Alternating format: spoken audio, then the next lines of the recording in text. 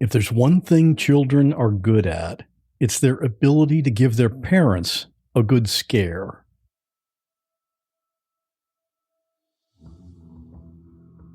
When our son David was about 2 years old, we were at home, just a regular day, not much going on. At some point, either my wife or I don't remember which one of us saw it, but we noticed he had some kind of liquid all around his mouth, like he'd been drinking a smoothie or something, but there were no smoothies sitting around. So what was it? Then we saw the open bottle nearby. It was calamine lotion. You know, the stuff you put on itchy skin for some relief. And it's for external use only. So, of course, we had no idea how dangerous this was. And back then, there was no Google or WebMD to get answers immediately. We called 911. Oh, wouldn't I love to hear the audio of that call today? The 911 dispatcher either called Poison Control or connected us to them, and they told us, thankfully, that calamine lotion is generally non-toxic, so it wasn't a big deal. But for a few minutes, to two scared parents, it was a very big deal. Recently in the Facebook group, one of our Tuesday questions was this: Parents, what was the scariest moment with your child? And you should see all those stories in the comments. And I thought, hey, this should be a podcast episode. So I asked some of the commenters there to just give a short version of their story by audio. And that's what we have here today. And this is the kind of thing we talk about in the Facebook group all the time. At the moment, there are 8,862 What Was That Like listeners in that group. And we'd love to have you come over and join us in the conversations. whatwasthatlike.com/Facebook. And now, some stories of when children gave their parents a big scare. Real people in unreal situations. The eerie silence when I walked in, and he's just staring at me. I was like, hello, like, are you okay? And then I had to tell him it was me. There was just blood everywhere. They're shouting, they're screaming, they're being hit by bullets, they're hitting the ground. And in that moment, I literally thought, this is how I die. Everything changed then. And I just thought to myself, this isn't happening. Every single story deserves to be heard. I'm Scott Johnson, and this is What Was That Like?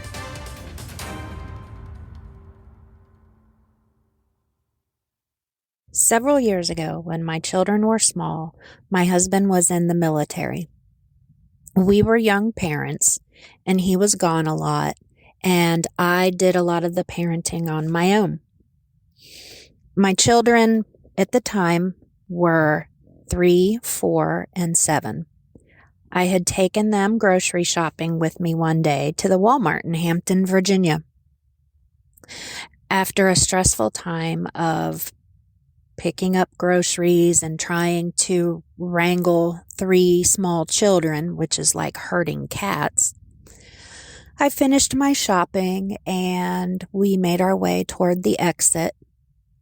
And I'll never forget, we did not leave on the grocery side. We left on the other side, where the pharmacy and everything is. And so I've got my groceries. I didn't have many, so I didn't take my cart out. And so I've got my 3-year-old by one hand, and the 4-year-old is holding the bag that I'm holding, and the 7-year-old is walking along nicely. And I was blessed with 3 very well-behaved, sweet little girls. And we're walking out of the exit, and we cross the crosswalk, and suddenly my 3-year-old let go of my hand and took off running. And at that time, everything suddenly went in slow motion. And all these years later, I can remember screaming her name. Her name is Sabrina. I screamed her name, and she just kept running. And at the time, I remember seeing a car backing out of its parking spot. And little Sabrina is just running full speed. And the color and the make of the car, I don't remember. But I remember everything in slow motion, and I remember screaming. And the car did not hit her. And to this day, I don't know how that car missed her. She stopped running just in time. And I had that mother's sick feeling when you know something bad is about to happen to your baby. And I remember my stomach dropping, and I remember being hysterical and my knees almost giving out. And she stopped, and the car stopped, and my baby was safe. My faith has always been important to me, but that day, I truly, genuinely believed in angels, because I don't know how that car did not hit my baby girl. My scariest moment was when my youngest daughter had a febrile seizure. She was 3 years old and she hadn't been feeling well. So we were snuggling and I was talking to one of my older kids. And 1 minute she was just sitting there and everything was normal. And the next second her eyes rolled to the back of her head and she just went completely limp. My brain was not computing what was happening. I thought she'd just fallen asleep. So I started shaking her and calling her name and she began actively seizing. I screamed for my husband, who was fortunately home, and I began calling 911. I had no experience with seizures, but he knew what to do. So he scooped her up and he was holding her on her side while I was talking to the operator. We lived pretty rurally, so it took the ambulance a while to get there. And in that time, she seized 2 times for a total of 3 minutes. And then she just kind of remained unresponsive until the ambulance got there, and I just held her limp body. Since she was so young, I was able to ride in the ambulance with her, but she kind of remained this limp rag doll. At one point, she began babbling a little, but she wasn't moving. And since she was 3, she was kind of at an age where she was speaking full sentences. And so she was babbling like a baby that was just beginning to talk. So I began to get alarmed. I was asking the EMTs if this was normal because she wasn't acting like herself, but they couldn't answer. I don't blame the EMTs at all, and I didn't in the moment. I know they can't make any promises or prognosis or anything like that, but it just kind of sent me spiraling. I was thinking based on how she was acting that she had like severe brain damage. And in my mind, I just saw this split into before and after this moment. I kept having all these thoughts like, I'll never see her graduate or know what she would have wanted to be when she would grow up. And I was just seeing this life that I thought I was going to have lost. So she liked Paw Patrol, and the EMT suggested that I pull up something for her to watch so that she would feel safe. So I pulled it up on my phone, and I was trying to interact with her so she'd know she was safe, and I was trying not to cry so she wouldn't be scared. It was about 45 minutes from when she started seizing to when we finally arrived at the hospital. My husband was a little bit behind us. So we would always tell her that she was so cute. And recently she'd started responding back, telling us we were so cute too. So when my husband walked into the hospital room, she finally said her first post-seizure words. She looked him in the eyes and she goes, "Dad, you're so cute." And in that moment, I just felt all the weight, all the anxiety, all the worry just dissipate. And I knew that she was going to be okay and that she was still there. So the doctor came in shortly after that. He explained she was experiencing what is known as a post-ictal phase of the seizure, and that it's perfectly normal and she should make a full recovery. We followed up with her pediatrician the next day, and she ended up getting diagnosed with flu, strep, and RSV. And she'd also just had COVID a couple weeks before. So it was kind of the perfect storm where her body had just been put through so much and it just couldn't handle it all. She's 5 now. She hasn't had another seizure. I will say I'm very quick. The second I even think she might be getting a fever to start the anti-fever meds. So we always start those really quickly because once you have a febrile seizure, you're more likely to have one again. But fortunately, that hasn't happened again.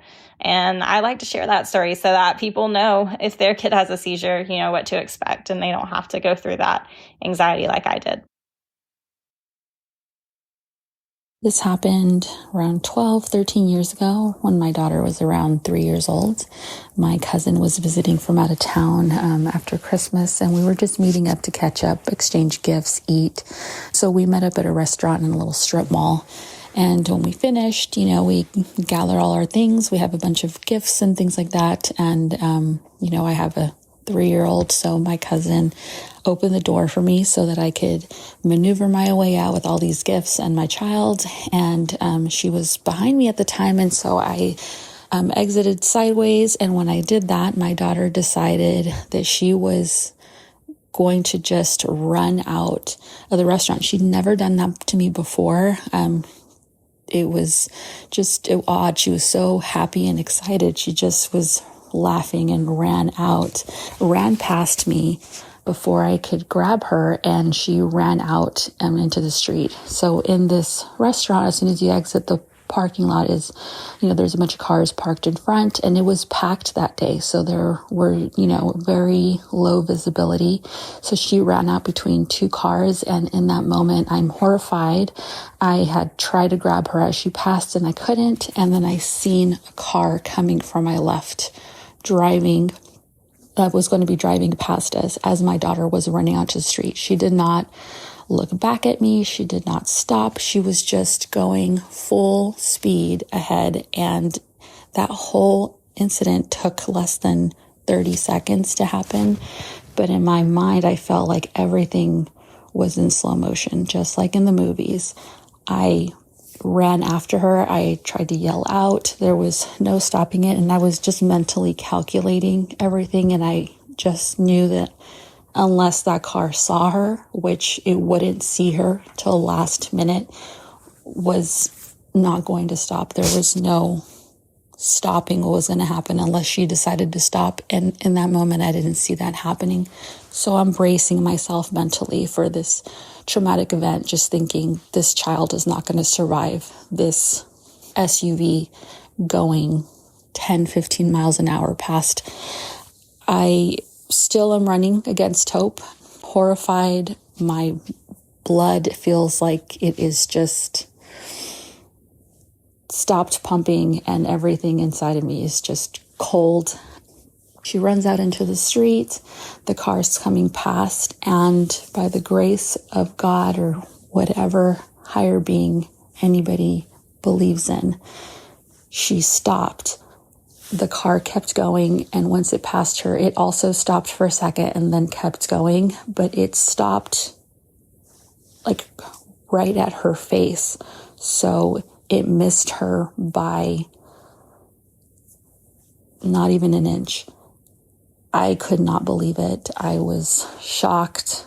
I reached her. I was trembling. I don't even recall the walk to the car or getting her in or putting everything away. I just remember getting her in the car seat and sitting in my front seat. I'm trembling. I am trying to cope with what just happened, thanking God that she was not run over, and just trying to bring myself down. And I happened to glance in my rear view mirror to look at her, and it was like she understood the gravity of what just happened, and her whole face just looked like it had fallen. Her eyes even looked like droopier. It was just the craziest sight to see.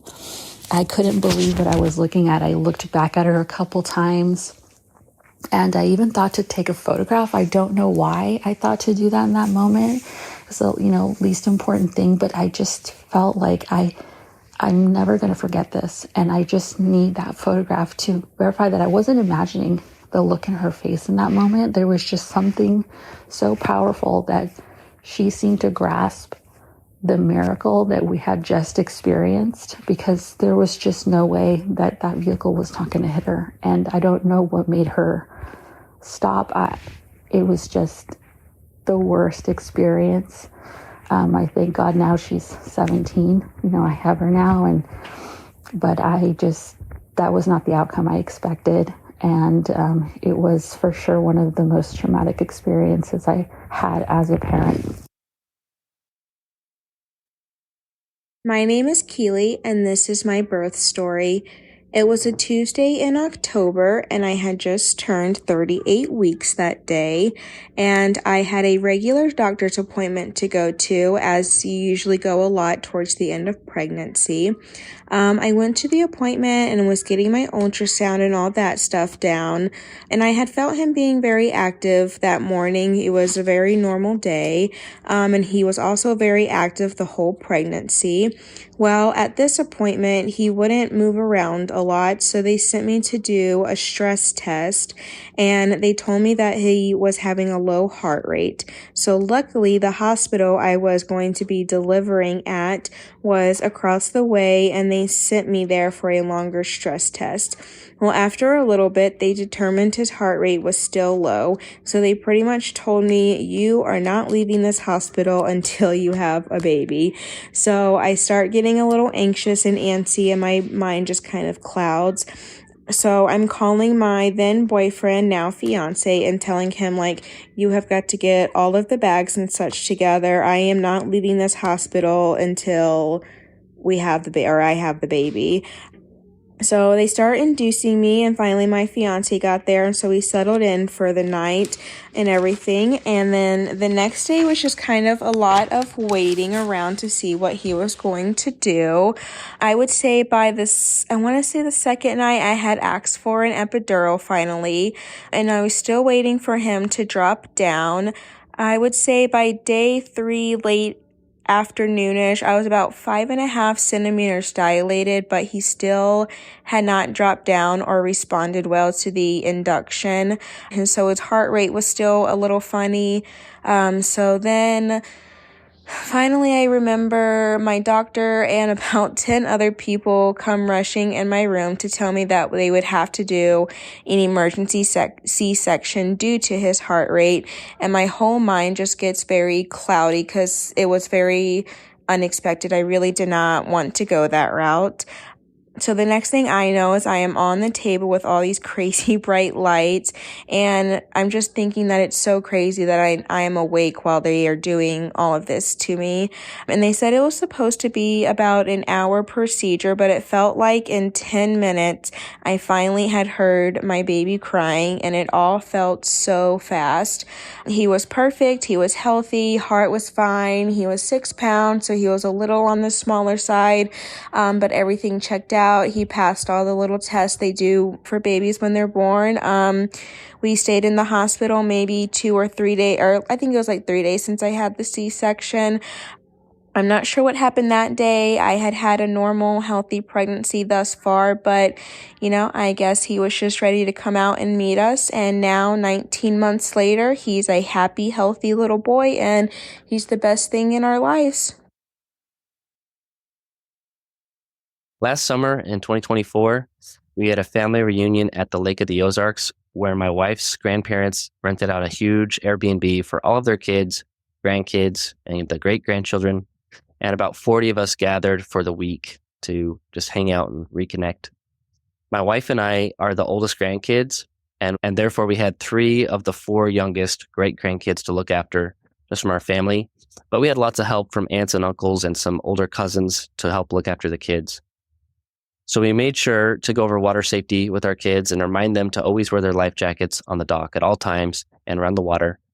But it was a pretty chaotic week. And our kids at the time, the oldest 2 were 8 and 5, and they had been in swim lessons and doing pretty well with it, especially our 8-year-old. But the house was in constant chaos. There was a foosball table, a pool table, other games inside of it. There was an in-home movie theater. So kids were constantly cycling in and out. We had rented a boat and 2 jet skis. Those were in constant rotation with different groups going out. So the kids were all over the place between all these different activities. And the dock itself was quite large. I'm not sure how deep it was under the far edge of it. I never touched the bottom though. Not that I tried too hard, but I would guess it was at least 15 to 20 feet deep. And the water's pretty murky there too. There was a lot of waves that would regularly hit the dock and cause some chop just from the passing boats and jet skis. And if you were in the water, you couldn't pull yourself up from the side of the dock. You had to go to the ladder. It was just too tall to get up there from the side if you were in the water floating by the side of the dock. But about 20 feet past the dock, there was a buoy floating with a large foam platform tied to it, and the kids would play on it. I want to say this big foam rectangle, it was probably 8 feet wide by about 15 or 20 feet long. And the kids would sit on it, they'd walk on it, they'd splash on it, and it would sink a little bit here and there. As an adult, if you sat on it, your section would be underwater. But the kids just had a blast playing on that thing and jumping from the dock to it. So a couple of days into our stay, I was on the dock. I'm not sure what I was doing. I was fiddling with something. It was late in the afternoon. My wife was out on a tube with her siblings. They were just floating near the buoy about 20, 30 feet out. There were some cousins kayaking. The boats and the jet skis were in use. And there was just a few kids hanging around. And my 5-year-old boy got out of the water. I'm not sure why. Maybe to get a snack or to run inside and get something. But he took his life jacket off. Again, I'm not sure why. Maybe he went in the house and didn't want to drip everywhere. But then when he went to jump back in the water, he had forgotten to put his life jacket back on. And everyone in the water was just chatting over by the buoy. And I was in the middle of the dock at a picnic table doing whatever I was doing. And I didn't notice him jump in. No one did, due to just the sound of the water slapping the dock. The water was pretty choppy. It was pretty rough at this time of day. And we're not sure how long he had been treading water, but I don't think he could get his words out. We want to say he was probably in the water for at least 10, if not 15 or 20 seconds. And he finally got a gasp of air and got his head above just a split second before the next wave came and yelled, "Mom." My wife heard him from where she was floating 20, 30 feet away, just this soft call for mom. And she started yelling, "He doesn't have his floaty on. He doesn't have his floaty on." And just frantically started yelling. My brother-in-law immediately ditched his inner tube and started swimming toward him right off the edge of the dock. I jumped up from the picnic table and basically jumped over him. And we got to him about the same time and got him safe again on the dock. And he just said, I forgot my floaty. I forgot my floaty. You could tell he felt bad. And it was really scary for him. And in his swim lessons, he'd only been treading water for maybe 10 seconds at a time. But it's pretty cool that when it counted, he was able to stay up in this rough, choppy water, this murky water. And yeah, I just can't imagine how scared he was. What gets me the most is that if he had not called out when he did, he could have very easily sunk beneath the surface, surrounded by family. And no one would have even noticed, probably for an hour or two, until we went back into the house and tried to find him. We probably would have assumed he was playing inside with grandma or watching a movie or doing something, or maybe taking a nap somewhere. So I still think back to this because that night could have gone completely different. And I'm just grateful for how lucky we were that day. Hello, my name is Sylvia. And the scariest moment of my life, or our lives, me and my husband, was back in summer 2020. We were at the beach with our family vacation. We are only son. He was 5 years old at the time, and he was playing with a friend, another 4-year-old boy that he met at the pool. And this was the kiddies pool, like the 1 foot deep. So the mom of the 4-year-old starts talking to us.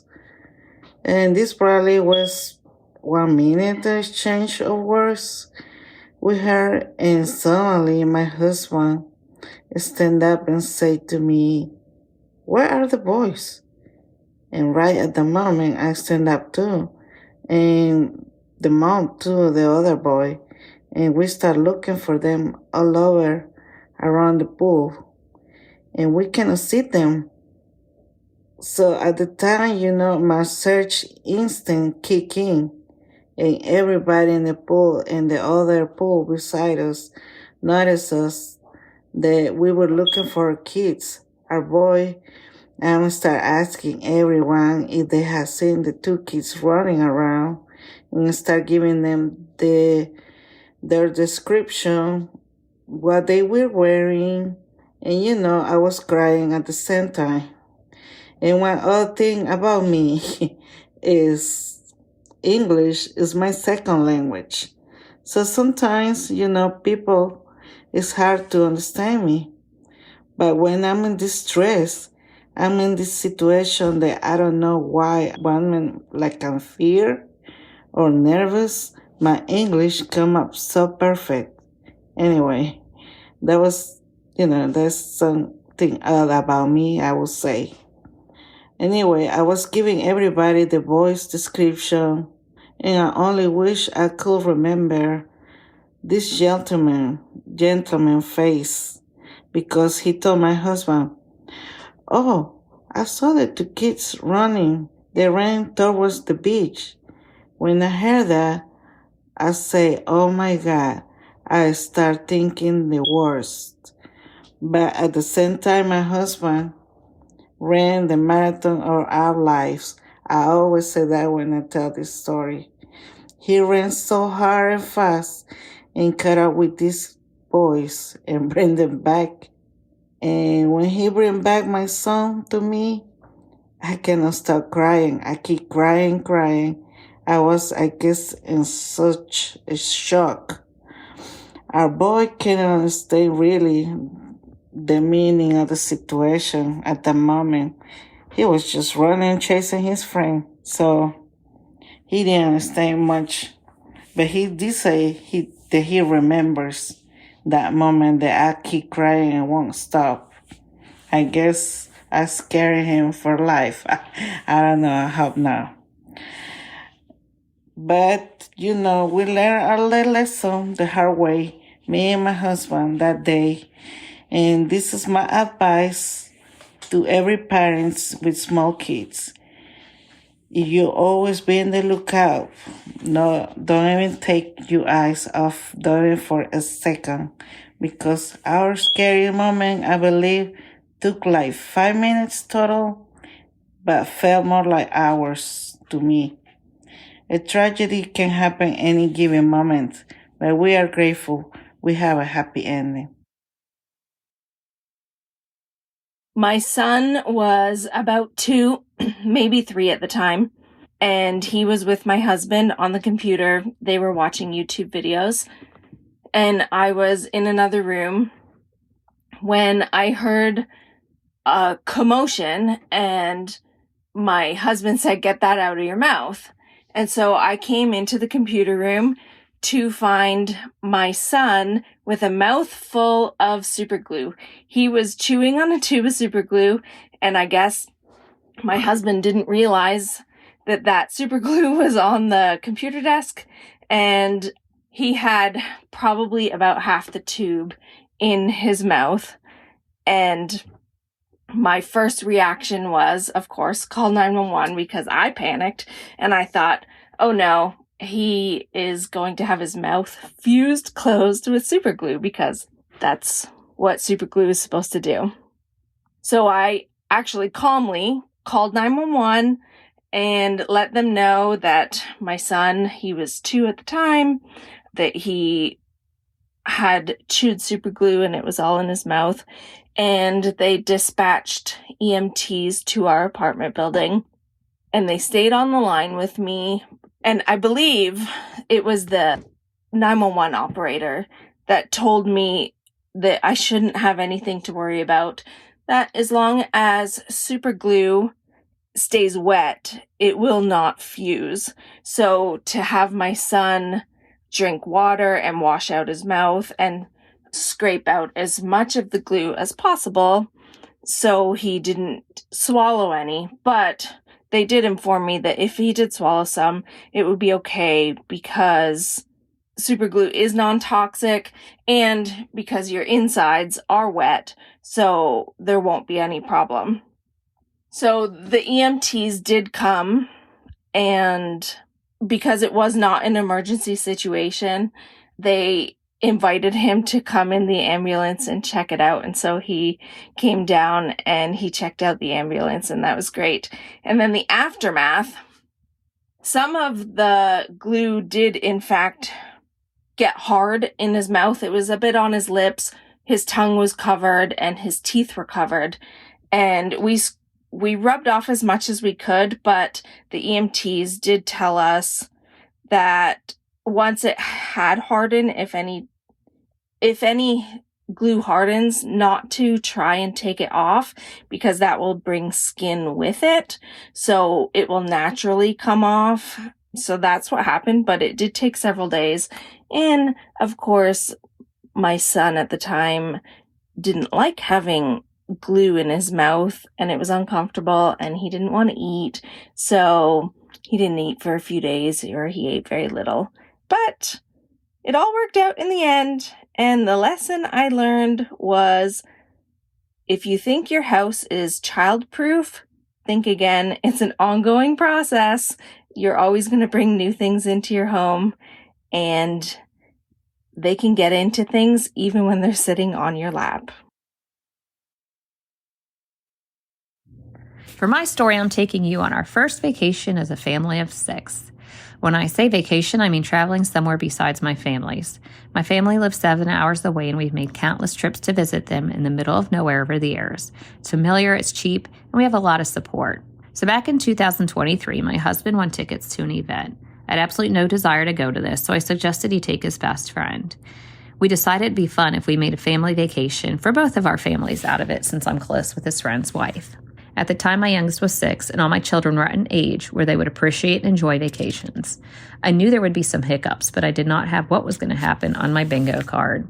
My biggest fear was someone throwing up, as I don't deal with that at all. And of course, somebody did throw up, luckily one time. That wasn't the worst thing that happened. We spent 2 nights in one city, and we were doing all the things touristy and living our best lives. My 10-year-old was even sleeping through the night. A little background on him. He wasn't even a week old when he first slept through the night. I was so terrified when I woke up that I started waking him up throughout the night after that to nurse him. That night he slept through the night was pretty much the last time he slept through the night. Everyone assures you that your baby will eventually sleep through the night, not my child. When he was a little older, we tried melatonin with some luck. Over time, it wasn't as effective, so why am I sharing this about my son? Well, we're getting there. After 2 nights in one city, we move on to the next. We have another fun day, and by bedtime we are spent. That is, everyone except my 10-year-old. My other 3 are winding down, and this child is wound up. Not unusual for him, but we were all sharing a room, and it's affecting his siblings. He does eventually lay down at the foot of my bed on my feet, and I'll take it. I think he'll lay there for a bit, and if he can't sleep, he'll just let us know. Well, that didn't happen. Around 3 a.m., I wake up to this banging noise, and I notice my son is not in bed. Then I hear our friend say his name. I'm thinking he got into something. We always say that when he gets bored and curious, it's a terrible combination. Since I wear contacts, I sent my husband out to go check on things, thinking maybe he broke something. I was a little bit annoyed. A couple minutes later, my husband came back to the room with my son. He didn't break anything.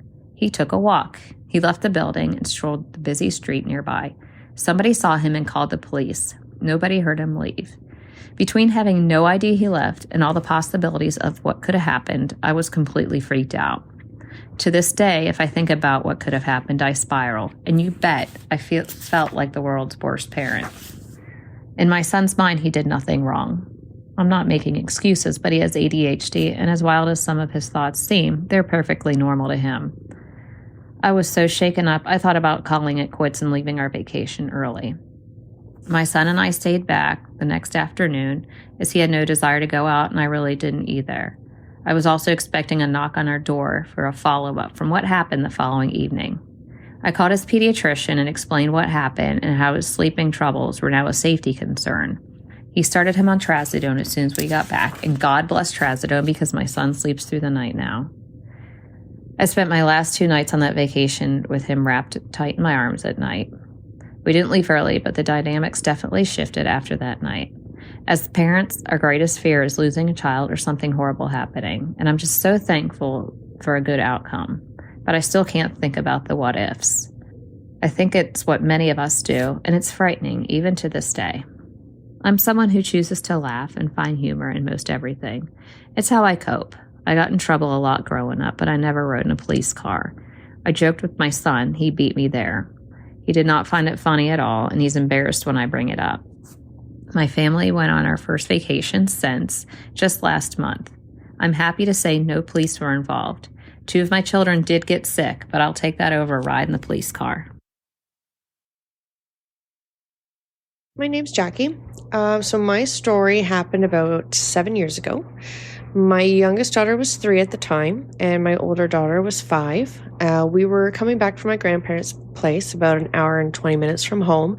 So it was a long drive, and about half an hour from home, each my girls asked for a purse candy. So I keep these little cucumber candies. They're little hard candies that I get when I get my nails done at the salon.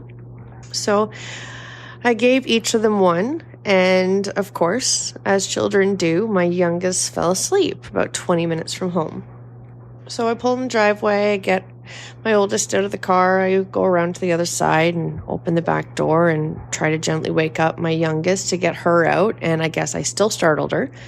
So as most children do, she started instantly crying and was shocked and startled. So she took in a big breath. And I'm looking at her and she's just got these wide eyes. And I'm like, oh my God, I don't think she's breathing. And she's got this panic look on her face. So then I quickly start unbuckling her, trying to get her out of the car seat as quickly as possible. I'm probably saying, oh my God, oh my God, oh my God, I don't know, something along those lines. And my oldest is standing beside me. She's now crying.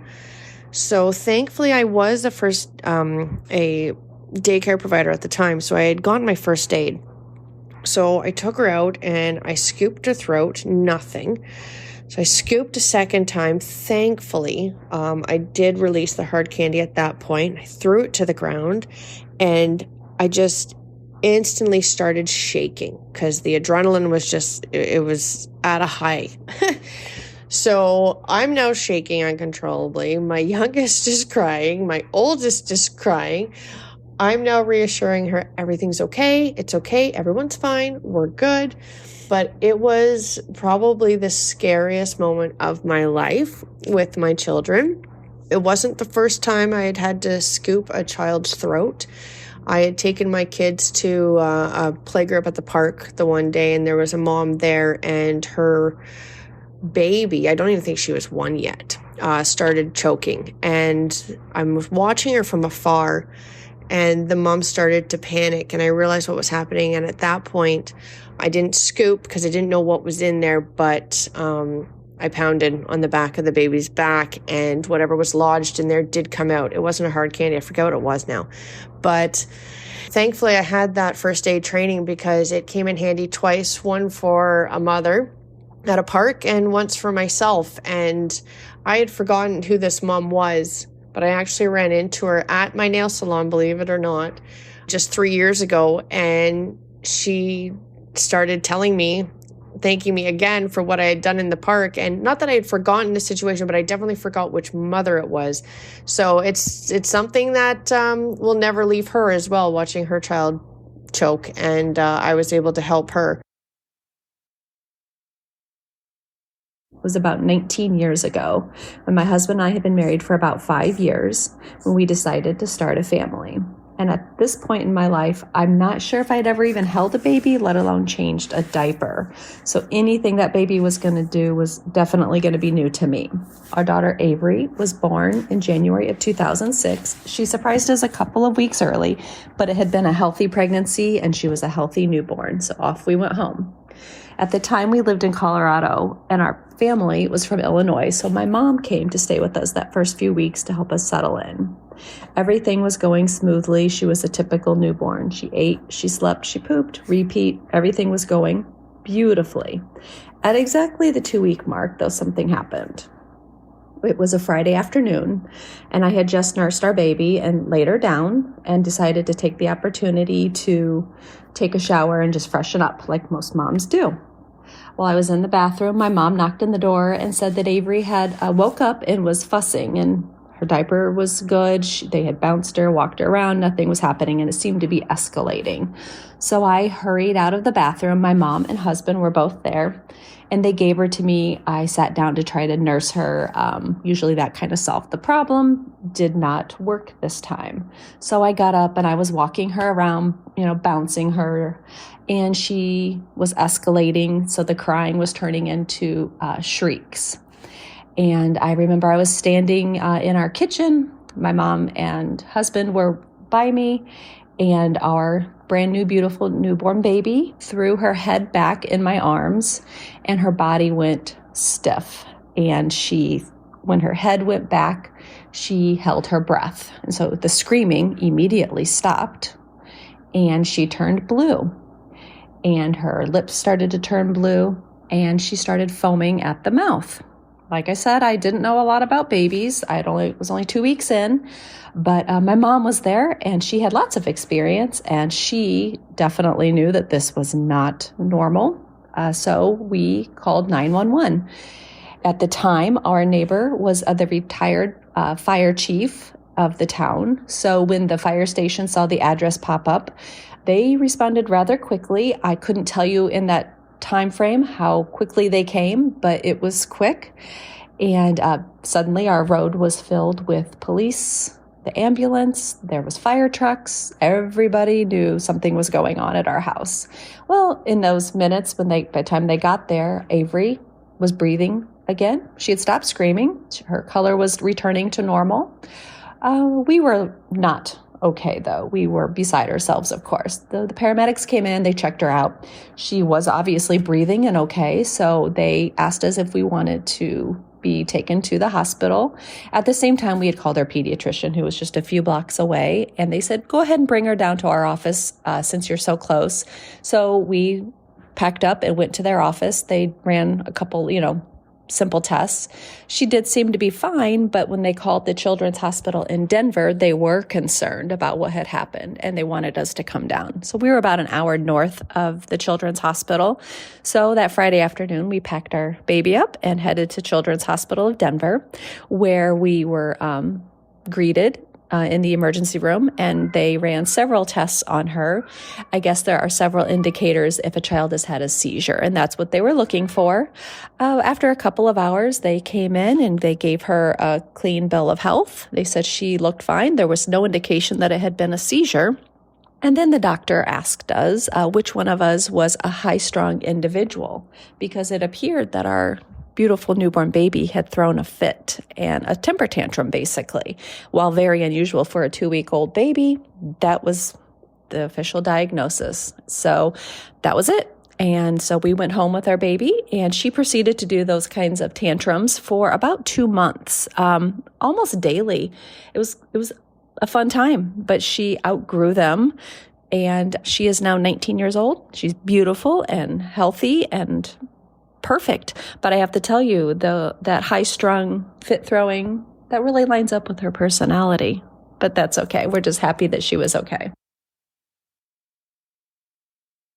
In March of 2020, the world kind of started to shut down, and I was well prepared to stay home. I was a new mom to an 8-month-old, so I spent quite some time just kind of being in a bubble with her and monitoring her first and milestones, and then transitioning to solid foods, which is where the scary moment came. I was really concerned about choking, because they tell you about, cutting things down and letting them feed themselves. And I didn't think much of giving her peanut butter, unfortunately. I don't have any history of food allergies in my family, nor did my husband at the time. And we were just offering her good, healthy options and trying to give her a broad palate. And she took a bite of bread with peanut butter on it, and she loved it. But in a matter of seconds, I noticed she had redness around her mouth and then her cheeks. And then hives popped up all over her tiny little body. And I absolutely panicked. And I knew right away that she had one of these peanut allergies I had heard of. So at the time, with COVID being new and the lockdown, our local hospital was surging with cases, and I didn't know what to do. I didn't feel comfortable taking her there. And I called our pediatrician's office urgent line, and they instructed us to give her a high dose of Benadryl, put her in the car, and wait in the emergency room parking lot in case she stopped breathing. With COVID, they didn't know, which was the worst fate for her, to wait in the car or to go inside, but they told us to sit in the car and wait, and unless she had trouble breathing, to just wait till her reaction improved. And it was a really, really scary time that felt like it took forever. She cleared up in about 15 or 20 minutes, but upon following up the next week and then some further testing, we learned she had a life-threatening peanut allergy. So that meant that ingesting or even coming into contact with peanuts could cause her anything from hives to anaphylaxis or even death. So we had a lot of learning to do. We learned how to read food labels, how to use and store EpiPens in case of accidental ingestion. And then we learned how to navigate the world. Even a matter of going to the park, there would be kids eating their lunch and eating peanut butter and jelly sandwiches and then trying to hold my daughter's hand. There were Snickers wrappers on the ground that, a tiny kid doesn't realize. They see something colorful and they want to touch it. So it really felt like navigating a minefield. And then even at home, one day we're playing in the yard and I realized, oh my gosh, those are peanut shells. And on a walk one day, I learned that one of our neighbors was feeding squirrels in the backyard and feeding them shelled peanuts. So those squirrels would bring basically little bits of poison into our yard. And so it was incredibly scary. But luckily, she got a little bit older. We were able to instruct her about peanuts and her allergy. And she was also one of the youngest participants in a clinical trial that helped to desensitize children to their allergies in case of accidental ingestion, which means that while she's still allergic, a reaction could be less severe and less deadly for her. So we continue to learn, advocate for her.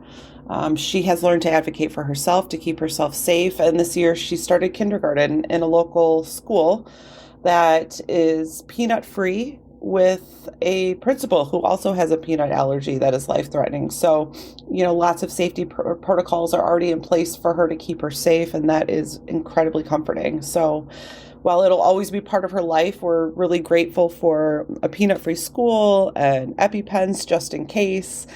And while her first reaction was scary and it was a lot of anxiety and concern, she advocates for herself just like we did when she couldn't. And I'm really proud of how far we've all come.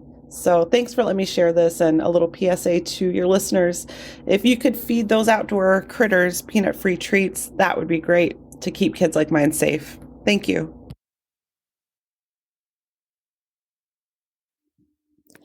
My name's Brooke and I'm from Australia, and my story about one of the worst days of my life is about the day I had to hand over my 8-week-old baby. Her name is Asha, and she was born with a birth diagnosis of Down syndrome, and within days we were told that she would require open heart surgery. She had a complete AVSD, which basically meant she had holes in her heart and it was causing the blood to flow in the wrong direction.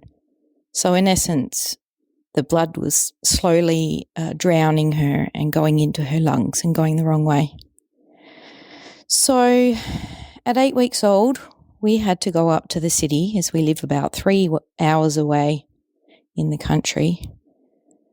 We had to go up about a week earlier and get a whole bunch of pre-surgery testing done. I had to get lots of blood taken as a standby blood donor in case she needed that, which it turned out she did, and a whole array of other testing that we had to endure.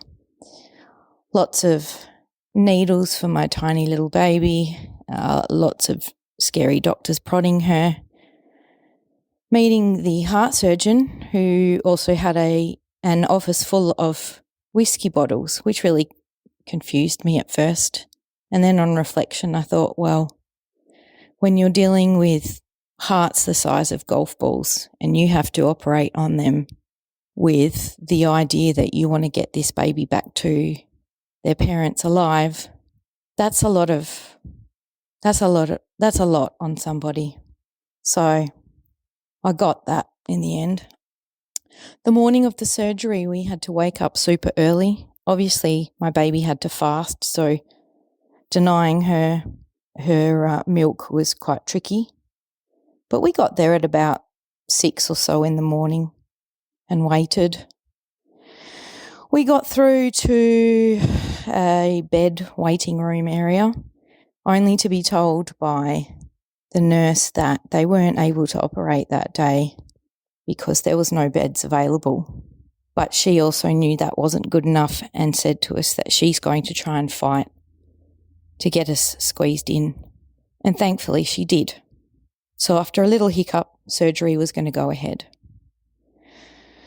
We get there, we walk down the hallway, and we're basically told we just have to hand her over and then go and wait. Handing her over to the nurses and surgeon was probably one of the hardest things I think I've ever had to do. Knowing that we might not get her back, and knowing that it was pretty serious surgery.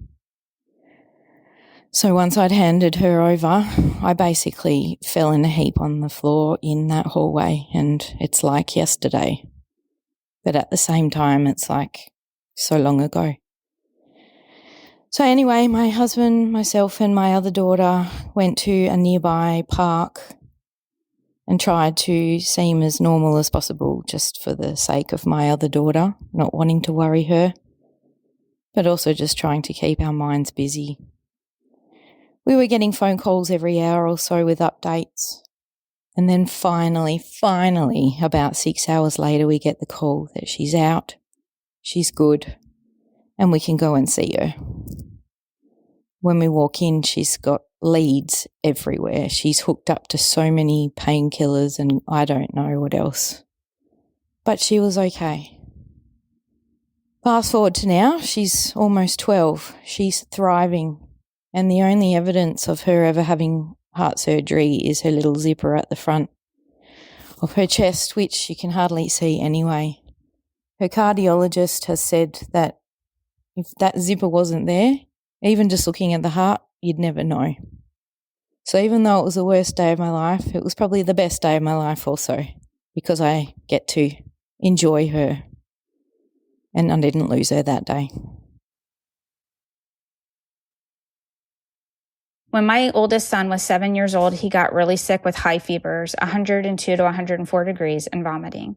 He got sick on a Thursday evening, day 1. We originally thought it was a stomach bug, but he was not any better by that Sunday. I took him to the pediatrician's office on Monday, day 5. He was still running fevers and vomiting. By the time we took him to the doctor, his throat was red, he had a strawberry tongue, and he had a rash on his chest and stomach. The doctor said he had strep throat and scarlet fever. The doctors gave him a shot of antibiotics in the office and gave us a prescription for him to take the rest of the week. The doctor did tell us that the rapid strep test came back negative, but that they sometimes do, so they were sending the test to the lab for regular testing.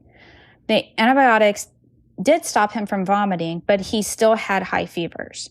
On that Wednesday evening, day 7, my son was talking to me and I turned to look at him and the whites of his eyes had turned red. I knew this was not strep throat or scarlet fever. I immediately called the pediatrician's office and the doctor that answered the phone happened to be the doctor we saw on that Monday. She's not his typical pediatrician and there's 7 or 8 doctors in that office. I told her that my son was still running high fevers, that Tylenol nor Advil were bringing down, but that he wasn't vomiting anymore. I then told her that the whites of his eyes had turned red. The doctor said, I think he has Kawasaki's disease, and told me to bring him in the office first thing on Thursday morning. I took my son into the doctor's office first thing Thursday morning, day 8. You'll understand why I'm telling you these dates. She diagnosed him with Kawasaki's disease and she admitted him to the local children's hospital for invasive treatment. I was freaking out internally and super scared. My mind was racing as to what invasive treatment my son was going to receive and what the heck Kawasaki's disease is. We were admitted into the hospital where my son was given treatment for Kawasaki's disease. I learned that day that invasive is not what I was envisioning, thank goodness. My son had to get an IV of IVIG treatment, which he ended up being allergic to. But because IVIG was the only treatment that works well on resolving Kawasaki's disease, they had to slow the drip and heavily dose him on Benadryl due to him being so allergic with these humongous hives. He also had to take 2 adult aspirins 3 times a day while he was in the hospital. because Kawasaki's disease makes the platelets sticky, which can cause blood clots. So the high dose aspirin therapy helps to thin his blood so that didn't happen. When we were released, he had to stay on aspirin therapy for a few months, but made a full recovery, which some kids are not so lucky. And here's why. There is no test for Kawasaki's disease. So the doctors end up ruling out things which can cause a delay for treatment. For instance, when originally they thought my son had strep throat and scarlet fever, but once the doctor suspected Kawasaki's disease, they admitted him to the hospital, and the hospital started the IVIG treatment while still ruling out other things, but not every doctor and hospital does that. Kawasaki's disease is a condition that causes inflammation in the walls of the vessels in the body and can cause aneurysms of the heart vessels. It is usually seen in children 5 and under. My son was 7. If the diagnosis and treatment occur by day 10, this is where the counting comes in, then it cuts down on the chances of developing aneurysms. Kawasaki's disease is the leading cause of acquired heart disease in children in the U.S. Thank goodness my son did not develop aneurysms, but not all kids are that lucky. It was definitely very scary when the doctors tell you the things that can happen. I want to leave you with a couple of things. Most importantly, advocate for your kids. Don't be afraid to ask questions or even question doctors. Don't be afraid to go to another hospital. Your kids are counting on you. Secondly, I want to tell you the symptoms of Kawasaki's disease so you are aware. The doctors won't diagnose a patient with Kawasaki's disease until they have had 5 high fevers for at least 5 days and at least 2 or more of these other symptoms: bloodshot or bleeding eyes, a rash, a strawberry tongue, and their lips and can be red and cracked also, swollen lymph nodes in their neck, red palms or soles of their feet, and swollen hands and feet. Their hands and feet may even peel, and their joints may hurt. Kawasaki's disease was first diagnosed in 1961 by Dr. Kawasaki in Japan. The doctors still do not know what causes Kawasaki's disease, but remember to be aware and to be your child's advocate. For more information on Kawasaki's disease, please visit kdfoundation.org. I have 2 kids, and at the time of this incident, my son was 5 and my daughter was 3.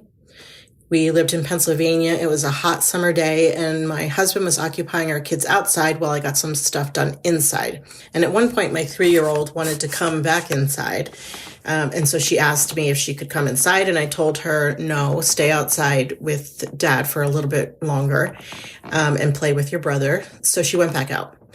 Not more than 2 or 3 minutes later, my husband came running back inside saying he couldn't find her. I ran outside to help look for her, and we ran everywhere. We ran all around the house. We looked in the pasture behind our house where some of our neighbors had horses. Another neighbor was outside, and he hopped on his bike and rode up and down the street looking for her. I ran back inside and looked there in case she had snuck back in, and we yelled and panicked. We lived in a suburban neighborhood with large yards. We had about 2 acres. And then a main road was about 100 yards away. So, of course, my mind went to the worst case scenario, that she had run to the road and she had been hit or she had been picked up. After about 15 minutes of looking and panicking, we called the police. A few patrol officers showed up within just a few minutes. The first thing they did was to go next door to our neighbor's house and look in their pool. Thankfully, she wasn't there. A few of the officers then fanned out all around the house, shouting and yelling for her. And after a few minutes of that, one of the officers spotted her as she peeped her head up from where she was sitting in a camp chair on our side porch. So one of those camp chairs that fold up that you just buy at Walmart. I had stood inches from that camp chair, just right next to her, just minutes before, screaming her name. But it was facing the other direction, and with the high back of the chair and her crouching and hiding her little 3-year-old body, I didn't see her, and she did not make herself known. But curiosity got the better of her when she saw the officers, I guess, and she blew her own cover. The officers gave her a nice talking to and gave both kids a tour of a police car. It took me several days to calm down after that incident, just shaking and heart racing. It can happen so fast. Little kids can disappear in the blink of an eye. I know sometimes people wonder, how can it happen? Well, it happens so fast. So that's my story. She's 16 now, and now we have a whole nother set of fears. Our daughter was born in March of 2018 at 33 weeks gestation via C-section. After she was born, she was taken to the NICU so that she could be monitored for breathing, and being that she was so early. She stayed in the NICU for 2.5 days and was able to be released. It was such a blessing to all of us. We stayed in the hospital for another 3 days for monitoring, and then they released us. We went home to her 4 other excited siblings to see her, and we were very thankful that she was home with everyone. Resting and recovering was going really well, and we were just taking it one day at a time because we knew that she was still really tiny, and we needed to make sure that everything was going well. She was about 10 days old, and my husband and I were getting ready for bed. I was going to nurse her, and then we were going to go to sleep. However, I was getting myself set up in the bed, and my husband said, "The baby's not breathing." And I thought he was joking. I said, "Stop playing games." And I looked at her, and she had turned blue. And my husband immediately started rescue breathing for her. My pediatrician was a really good friend of ours, so I gave her a call, and she said, "Call 911 immediately." We lived out in the country, and we knew that it was going to be a while before 911 was going to be able to get to our home. So my husband and I made a quick decision that we were going to jump in the car and head over to the hospital. She had started breathing again, and we were relieved. However, once we got into the car and started driving, we realized that she had stopped breathing again. I immediately started rescue breathing for her and breathing in her face as I was talking to the pediatrician on the phone, and we got to the hospital. When we got there, they were not set up for little, teeny tiny babies under 5 pounds. They weren't set up for children at all in the emergency room department. They went and opened a storage room just to get a little incubator for the baby. I was very upset, but we knew that she was breathing. We knew that she was doing okay, and they were monitoring her. Upstairs, I knew they had a birthing unit, and the pediatrician that was on call came down to check on our little one. And she said, "She's doing okay. Let's monitor her, and then we'll see what we can do to get her to the pediatric hospital," which was about 40 minutes away. I was beside myself, and all we could do was pace, pray, and hold our little one when the doctors would let us get close enough to her to hold her.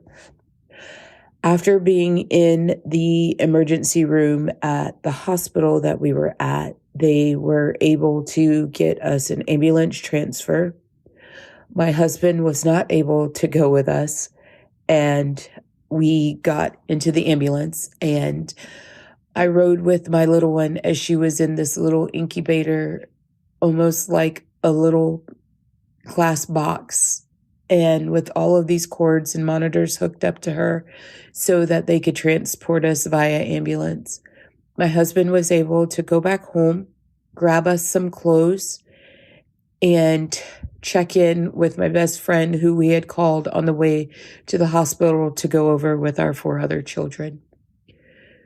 We reached the next hospital, and it was a fury of madness. There were people everywhere checking on her, getting her situated, and getting her out of that little incubator into their setup that they had at the hospital. There was cords and monitors everywhere, and she was just sitting there so peacefully and so quiet, and I was a devastated mess. After about an hour or so, the doctor came and said, "We're going to put her on the regular floor because after you have come out of the NICU, they don't take you back to the NICU. And we'll just get you into a regular room. So they set us up in a regular room and they monitor her for the next 7.5 days. We stayed in the hospital. We had a few decelerations and a few scares along the way where she stopped breathing again. And after those 7 days, they said, this is just something that happens with preemie babies. Sometimes they forget to breathe. So they were like, we can't do anything, but we think she's going to be okay. You're going to follow up with your pediatrician every 2 weeks so that they can do an hour of monitoring to see how she's doing. So we were able to do that. And after that occurred, we haven't had any incidents since then. She is now a 7-year-old rambunctious little one, and we could not be more thankful. It was the scariest night of my life to look over, and my little 4-pound baby was turning blue and limp as a noodle. So thankful to be able to tell my story, and so thankful that my husband was aware to notice that she had stopped breathing, or it could have been a different outcome. The week of July 25th, 2022, I experienced one of the scariest parenting moments so far in my journey as a mom. I have a daughter. Her name is Riley, and she had just turned 17. She'd been away for overnight trips with my mom and dad and friends and things like that, but she'd never been away for an entire week. So when she asked her dad and I if she could go to this camp in Kentucky, kind of gave us pause, but we realized she's growing up and we thought it would be a great opportunity for her. So we said, sure, we'll take you down. So I drove her down to Kentucky from Ohio on the 25th of July. And it's about a 4.5-hour trip, so not horrible. Once she got to camp, she got in line to sign up and pay for her snacks and meet her counselors. And then they bring out this giant baggie and ask her to drop her phone in there. And I just thought, well, that's kind of silly. If she can't communicate with me anyways, I'm not going to leave this phone here. So I just decided to take it home with me. So that's what I did. And even though I was nervous about her being gone and so far away, I was really excited for her. I knew that she would be right in her element. She loves nature and being with friends, and I knew she'd be growing closer to God. So I was excited for her. But by Wednesday, the 27th, things had changed. I was no longer really that excited, and I just wanted her to come home. She was in Clayhole, Kentucky, which is located right beside Buckhorn Creek. In fact, when you try and get in and out of camp, you have to cross the creek on this really small bridge. So Wednesday, the news started reporting that Kentucky was getting slammed with severe storms, hail, thunder, all the things. And I remember thinking what a bummer it was because she's finally away and she, wanted to have this great time, and it's just pouring the whole time. And so, the camp relies on good weather for games and campfires and things like that. So I was just disappointed for her and disappointed for the other campers. But also, my dad was calling every hour and asking me if I had talked to her. Like, have you talked to Riley? Is she okay? Can you call the camp and check on her? Why didn't you just leave her phone there? So I was starting to get nervous. I mean, my dad, he wasn't really a worrywart at all. So I knew things must be getting serious. But the camp had been trying to update us on their social media and let us know that everybody was fine. But then by Wednesday night, late into Thursday morning, there was no communication from the camp on their social media. It was radio silent. So I hadn't talked to Riley since I dropped her off, and I had no idea if she was okay or if she was scared, how she was handling the floods. But I honestly didn't even know if camp was surviving. I mean, in my head, I assumed she could just climb up if things got bad. She was on a mountain and there were cabins way up in the mountain. So it made sense to think she's fine. She'll just climb. But with dad in one ear and the news in the other, I just wasn't really sure anymore. So finally, a friend sent me a video of some flood footage, and I saw Riley in the background laughing and surrounded by friends. And I was so relieved. I just felt like I could finally breathe. And then finally, she was able to borrow somebody's phone on Friday morning and give me a call. And I quickly heard, you should have left my phone. They gave them back to us so we could call our parents. But cell service was really spotty, so I'm not sure she really could have called me anyways. Driving down to pick her up on Saturday, there were a lot of things in the trees. We saw propane tanks and washing machines, and there were electrical lines across the roads, fallen trees. We even saw people walking the creek looking for loved ones and pets and belongings. But the flood event, it was said to be the deadliest natural disaster in eastern Kentucky in more than 80 years. The storms dumped up to 10.4 inches of rain in parts of Kentucky. And I remember Riley saying that she could see the water just almost touching the electrical lines because she was up kind of high. But the night of the storms, their tree fell on one of the cabins, and it was the only one on the property that was made out of brick. All the other ones were made out of wood. So we're still seeing miracles. And the camp had bought all of their food the weekend before, which they don't normally do. So we felt like that was a blessing too, so they didn't run out of food. So in the end, the experience bonded the campers that were there for that week. And my daughter grew so much and she learned so much. And she did tell me when she got home and started hearing stories from friends and the counselors who live there that they did a great job protecting them from how bad it really was. Like, she had no idea until she got home how bad it was. So she's been going back to that camp every year for weeks at a time and counseling. So it changed her life, but even though it was really scary, it changed it in all the good ways. I was taking a walk along the main street in our town. I was pushing a stroller with my toddler daughter in it, and my 5-year-old son was behind me, and he was lagging behind. I turned around. He was maybe 20 feet behind me, and he was twirling around in circles. And so I told him, hurry up, come here.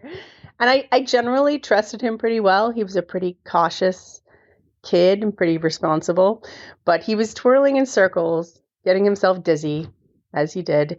And when I called to him, he looked at me and stopped and started walking towards me. But he was so dizzy from his twirling that he started staggering to the side, and he kept staggering directly into the street. There was a car coming straight toward him. Luckily, he fell down.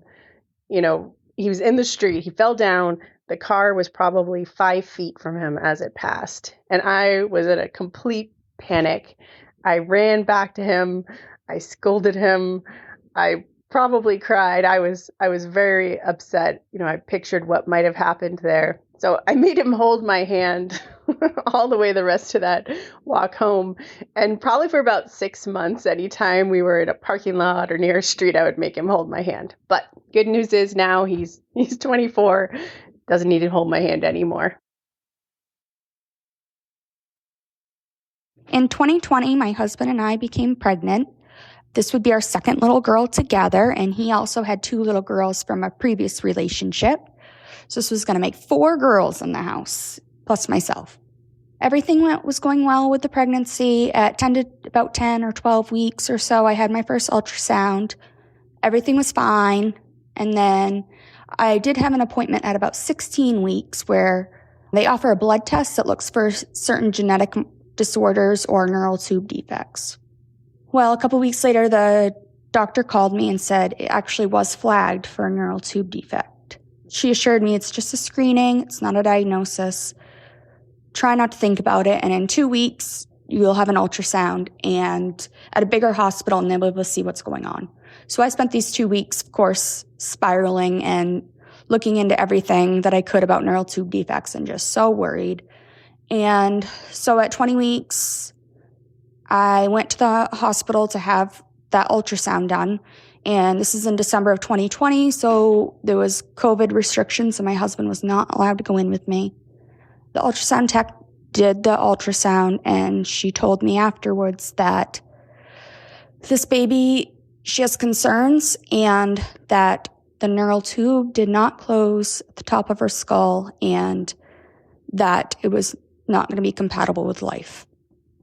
So, of course, I'm hysterical at this point. So they do go get my husband for me, and they bring us into a genetic counselor room where she kind of talks to us and tells us that it's something called anencephaly, neural tube defect, top of the skull does not close, the brain doesn't form, it's not compatible with life, it's a fatal diagnosis. And she kind of went over our options with us. I could keep carrying the baby. It's not harmful to the mom, but the outcome is going to be the same, whether she's born now or later. So my husband and I decided we were going to wait until after Christmas to tell our kids because it's a few days, like maybe a week before Christmas or so. And so we waited till after Christmas, and then we told our kids, and of course they were devastated too. And so we decided we were going to go have this baby at about 22 weeks pregnant. Got admitted to the hospital, and I gave birth to her on December 30th. And she was teeny tiny. She was a little over 7 ounces. She was stillborn. And we had to say goodbye to her. And that was the hardest thing in the world, was leaving your baby at a hospital, knowing the next time you got her, she was going to be cremated in a little vase. And something I don't wish on any parent ever. And we just miss her so, so much. And we named her Ruthie. I thought my child was kidnapped. This happened a few months ago, probably around February. We live in New England. I was at the grocery store, and my husband texted me and said that our son was going to go down to the park. He's a pretty good kid, pretty reliable. You know, we didn't have problems letting him go over and hang out with friends and stuff. So I didn't think anything of it until I got home. It was dark. And I was like, why isn't he home? So I tried to call his phone to tell him it's time to come home because it's dark. And his phone was ringing inside the house. So then I realized he didn't have his phone with him. So my husband gets in the car, drives over to the park, which is right around the corner, to grab him, and he's not there. So then I'm like, where would he go? It's dark outside and it's freezing. So I get his phone. I call the friend that lives over by the park. They haven't seen him. So then I start texting all the people in his phone, anybody that he had recently been texting. He's got group texts when he plays like video games online with other kids. So, these people don't know me, but I'm thinking maybe he told them that he was going to meet someone, or this is where my head's going. Like he met somebody online and it's not really a kid. It's a grown person. They're going to kidnap my kid. Nobody has seen him. Nobody has talked to him. There's nothing in the texts of him meeting anybody. So I'm in complete panic mode. My husband's driving around. He drove all the way to the other side of town. Not a very big town, but we're an island. There's only 2 roads in and out of town. He drives to the other side of town. Nothing. He doesn't see him. He comes home. My husband is like almost catatonic. I cannot believe that this is happening. Like he's gone. So he gets back in the car again. I'm getting ready to call the cops. I'm calling parents of kids. I'm on his computer, looking on his computer, like who's he talking to? And my husband goes back over to the other side of town. And when he's on his way back, there he sees our son walking down the street in the dark, wearing a black jacket. My husband said that his fear was that maybe he had gotten hit by a car and was laying on the side of the road. I was angry when he called me and told me that he found him. I was angry, but when my son came home, I realized how upset he was. He realized when he got over to the other side of town, he didn't have his phone. He knew he was in big trouble. And when he saw how scared me and my husband were, he really, really felt bad that he scared us like that. So we all learned a lesson. Joseph doesn't leave the house without his phone anymore. And so that is the scariest thing that has ever happened with my child. The scariest moment in my child's life was the day that my daughter was diagnosed with type 1 diabetes. We were out of town visiting family in High Springs, Florida. After breakfast, we decided to go swimming, but about 15 minutes later, Skylar started to cry and complain about a stomach ache and a really bad headache. She was a little over 2.5 at this time, and she had stomach and bowel issues in the past, so we just assumed that it had something to do with that. I left and was going to Walgreens to get medicine when her aunt called me and said that she had started to throw up everywhere. I turned around and came back to the house, and with how pale she looked and how she was acting, we decided that it would be best to take her to the emergency room because something definitely wasn't normal. The closest children's hospital was in Gainesville, Florida, which was about 40 minutes from where we were staying. Her aunt drove us, but when we got there, they told us that she was not allowed in the back. or in the waiting room with us because it was March 20th of 2020 and the whole world had basically just shut down because of COVID. I explained all of her symptoms to the triage nurse and they took her back right away. I mentioned her previous bowel issues and that maybe she was just really constipated. They did all of the basic things, blood pressure, heart rate, and they asked her to go to the bathroom in a cup. We waited for what seemed like forever, and finally a nurse came in and said the sentence that I won't ever forget. "I'm so sorry, but your daughter has diabetes," and that they would have to prick her finger and draw some blood to make sure, but with how high her sugar was in her urine, they were confident that it was diabetes. She also apologized to me because she said that she was talking about her test results with another nurse and was baffled as to what could be going on with her. The other nurse asked if they had checked her sugar level in her urine and checked for diabetes, and she said she hadn't. She said that she was sorry and that it was a lesson learned for her and her future patients that she will always check their sugar level. In that moment, I couldn't think of anything else. My mind went completely blank, and I couldn't focus on what she was saying. Diabetes? What in the world? She's only 2. How can she possibly have diabetes? Was her diet really that bad? Did we do this to her? The only people that I knew that had diabetes were my mom and my grandpa. And in my naiveness, I didn't fully realize that they weren't the same. Once the nurse left, I was thinking, okay, so she has to take a pill every morning like my mom does, and we'll keep a close eye on what she eats. We can handle that. Then I did what you're not supposed to do, and I started Googling toddlers with diabetes, and all it brought up was type 1 diabetes, and I had no idea just how much our lives were about to change. The nurse came back in to draw blood, and Skylar was not having it. She was crying, and she was scared. She had no idea what was going on. Because we couldn't get her to calm down, they called in a child life specialist to try to keep her calm and distracted with books and toys, while a male nurse wrapped her up like a little baby and laid on top of her so that she couldn't move. She absolutely hated it. She cried and screamed like no parent ever wants to hear their child scream. It was absolutely heartbreaking. To this day, and she's almost 8 now, if you try to hug her too tight, she starts to panic and yells, "I don't like it." They came back and said that her glucose level was 513. She had just had sugary waffles and syrup for breakfast, so no wonder it was so high. A normal glucose level on a non-diabetic can range anywhere from 70s to around 100 or so. Her A1C test, which shows the average blood glucose over the last 3 months, was 11.1%, meaning that her glucose levels were around 270 every day for months. A non-diabetic's A1C should be below 5.7%.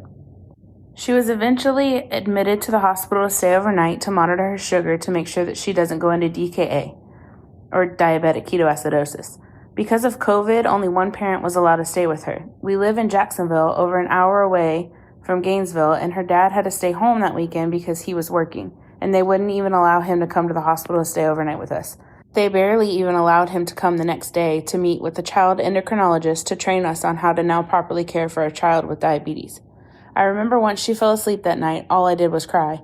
I cried for my child. I cried for the normal childhood life that I didn't think that she was going to be able to have because of the restrictions that I thought type 1 diabetes would bring. I cried because I was so scared and I thought that my child's life expectancy would be cut short. I cried because I was now alone in a hospital room, not knowing a single thing about the lifelong disease of type 1 diabetes and how to properly care for her. The amount of information that they gave us the next day was unbelievably overwhelming, and you only have a few hours to learn everything, and they send you home after you administer your first shot of insulin without their help. It's been 5 years since that day, and it's definitely a day I will never forget. The crying, the screaming, and the amount of mom guilt I had because I thought that it was our fault that we had caused it. It was absolutely awful. Since type 1 diabetes is an autoimmune disease, you're more prone to develop other autoimmune diseases. Since being diagnosed with type 1 diabetes, in October of 2023, Skylar was diagnosed with celiac disease, which means that she has a gluten intolerance and eating foods with too much gluten causes severe stomach pains. And in May of 2024, she was diagnosed with hypothyroidism, meaning that her thyroid gland doesn't produce enough of the thyroid hormone. Skylar is able to live a normal childhood. She is able to eat what she wants, minus gluten, as long as she is dosed the proper amount of insulin to cover the carbs that she eats. I will forever be grateful for that second nurse who suggested that they check her sugar levels for diabetes. Type 1 diabetes, especially in toddlers, most of the time gets misdiagnosed as a stomach bug or the flu because it is not always common practice to check glucose levels. If we hadn't taken her in that day, the doctor said that had we waited any longer, she might not be with us today. And we are so thankful that she is. My son, Neil, he was in 5th grade at the time, and I got a call at work saying that he had some type of seizure in school and stopped breathing. I got very weak and I went to my knees, first of all, and when I got it together, I asked where they were taking him, and I got out of there as soon as I could and drove like a bat. I actually beat the ambulance to the hospital.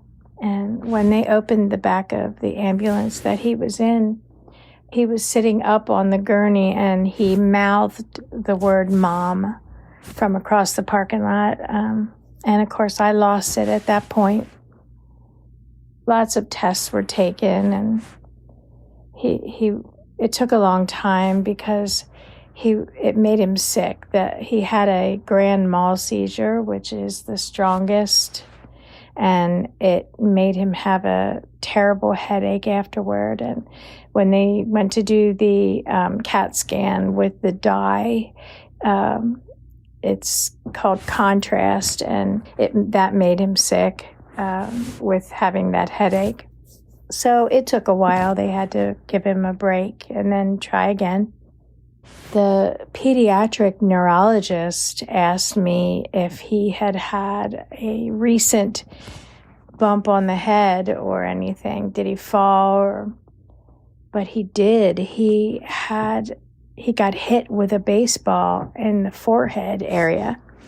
He's a sports guy, and he was practicing baseball, and he hit a pitch that ricocheted off of the porch and hit him in the forehead.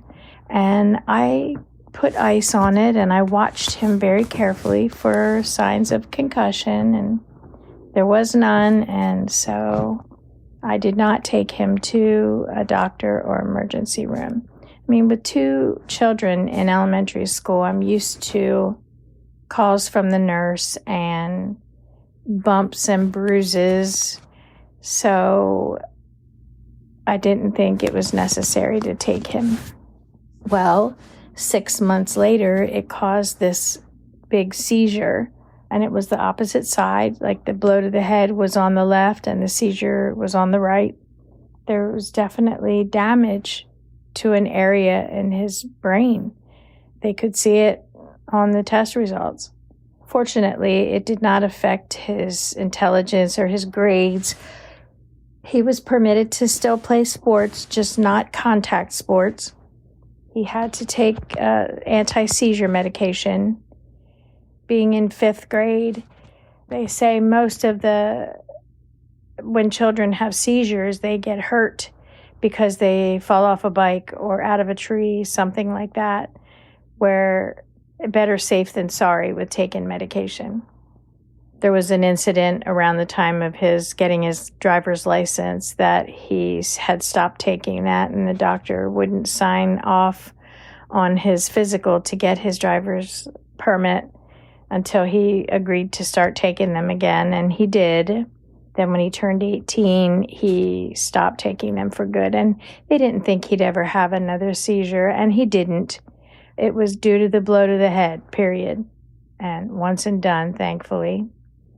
Neil is 40 now, and he will now and then say, I wonder if I would have a different personality if I didn't have brain damage, or I wonder if I liked different food if I didn't have brain damage. I don't like to think like that because I think he's pretty cool the way he is, and I would like him even if he wasn't my kid. So the story goes, it was 1998, and my son was turning 7. We were having a birthday party for him at a karate place, which is what we did back in 1998. And the party was just going to be cake and ice cream. So before heading over to the karate studio to set up, we decided to stop and get lunch at McDonald's. So my daughter was 5 years old, and we were standing in line waiting to place our order. And all of a sudden, I turn around, she's on the floor. Her arms are out to her side, and her eyes are wide open, and she's completely unconscious. And of course, I thought she was dead, and I completely freaked out, and I started screaming, "Call 911," because I didn't have a cell phone. It was before I got a cell phone. So anyway, the staff at McDonald's calls 911, and before the police officer shows up, my daughter miraculously wakes up. And she seems okay. She's a little disoriented, but she's seeming to be okay. And the cop walks in, and I'm trying to explain to him that, maybe we don't need an ambulance now. I can take her to the hospital myself or whatever. When the ambulance pulls into the parking lot, and my daughter suddenly passes out again. And that police officer picked up my daughter like she was his own child, and he just scooped her up and took her right to the ambulance, and it was seconds. We were in that ambulance and heading to the hospital. So we get there, and she goes through all of the tests that they would give her, like a physical exam. They do blood work, and they give her a CAT scan. So meantime, her father arrives at the hospital, and so we're just standing around waiting for results. And we had met the ER doctor who had done the physical exam on her, and he was very nice, and he seemed very knowledgeable and had great bedside manner. So he walks back into the room, and this is an hour later or so, and he just kind of blurts out like, "Well, I'm really sorry to tell you this, but your daughter has a tumor on her brain, and it's about 2 millimeters right now. So we're going to send you up to the big hospital in Worcester, and we'll send the scans so that they can look at them, and then, they can come up with a treatment plan for her." I was like absolutely floored. I couldn't believe that this guy who had such great bedside manner was in there just offhandedly sort of telling us that she had a tumor, and now he's sending us away to be treated at the big hospital. As you can imagine, I was physically ill hearing this news, just beside myself. So we get in an ambulance, or transport ambulance, that takes us up to Worcester, and they give us the scans to take, and we get there and hand over the scans, and I felt like a couple hours later, though it was so long ago. I don't really know how much time passed, but when the doctors came to see us, there were 2 doctors who came in, which made me really scared, but they actually said that she did not have a brain tumor, and that when kids are, pediatric patients, when they have a CAT scan, can sometimes have something that looks like a tumor, a bubble. They might have a bubble around their brain, because everybody has fluid around their brain. And when you're a little kid, I guess there's potential that there's a bubble in there, and it looks like it could be a tumor. In any case, these 2 doctors were absolutely confident that there was no tumor. And I was absolutely not taking that for an answer, because I couldn't believe that one doctor would say one thing, and then these 2 doctors would say something completely different. So I demanded an MRI, which they denied, and told me to follow up with our primary care physician, to which I also asked for an MRI, and she said no. But I asked so many times that she finally relented, and we got an MRI for her, which did confirm that she did not have a brain tumor. I can't tell you the relief I received by getting that MRI, because I didn't have any faith in the medical team at either hospital at that point. I just couldn't believe either one. So the MRI was what helped me sleep at night. So my daughter is fine, and I don't wish this kind of thing to happen to anyone else. You know what I really love is that all of these stories came up as a result of asking the question in the Facebook group. We heard 22 stories here today, but there are like 60 or 70 in that Facebook post. Lots of interesting stuff, and yeah, pretty scary. Our Tuesday question in the group this week was this: what's the nicest thing a stranger has done for you? So if you've been on the receiving end of some kind of act of kindness from someone you didn't know, we'd love to hear about it. Join us over at whatwasthatlike.com/Facebook. And if you liked this episode, we've done something like this before. Back in October of 2021, in the Facebook group, I asked people to share their stories related to giving birth. Then I asked for some of them in audio format, and we put together a whole episode of these stories, just birth stories. That's episode 91, if you want to check that out. Graphics for this episode were created by Bob Bretz. Full episode transcription was created by James Lai. No listener story this time, since the whole episode is listener stories. We'll be back next week with all new episodes on Tuesday and Friday. Stay safe. I'll see you then.